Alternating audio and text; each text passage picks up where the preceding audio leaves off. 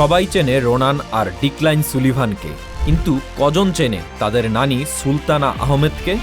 মুক্তিযোদ্ধার তালিকায় যার নাম ওঠেনি কোনোদিন, কারণ তিনি কোনো প্রতিদান চাননি। কিন্তু ৭১-এ যখন দেশ জ্বলছিল, তখন সুদূর আমেরিকায় বসে রাজপথ কাঁপিয়েছিলেন এই মহীয়সী নারী।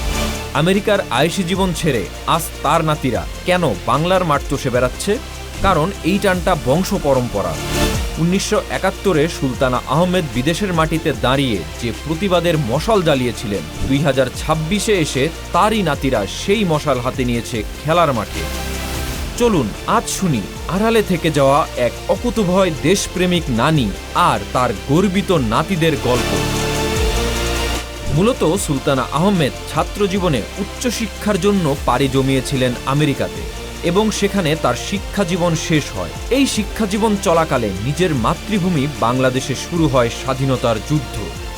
নিরস্ত্র বাঙালির ওপর পাক বাহিনীর হামলার প্রতিবাদটা আসতে হতো আন্তর্জাতিক মহল থেকেও, আর আন্তর্জাতিক মহলের বিশেষ দৃষ্টি আকর্ষণ করার জন্য বাঙালিদের ওপর হামলার প্রতিবাদে আমেরিকাতে শুরু হয় বিক্ষোভ।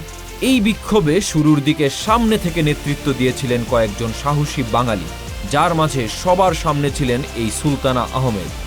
হ্যাঁ, দেশ এবং মাতৃকার টানে সুদূর আমেরিকাতে বসেও চুপ থাকেননি সুলতানা আহমেদ।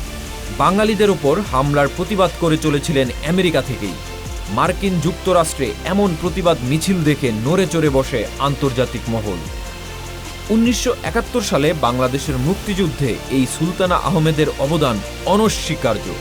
যদিও তার অবদান, তার দেশপ্রেম নিয়ে খুব বেশি চর্চা হয়নি, কিন্তু তার নাতিদের কল্যাণে এখন তিনি পুরো দেশের কাছে পরিচিত। বলতে পারেন এই দেশের সবচেয়ে গর্বিত নানী এখন তিনি।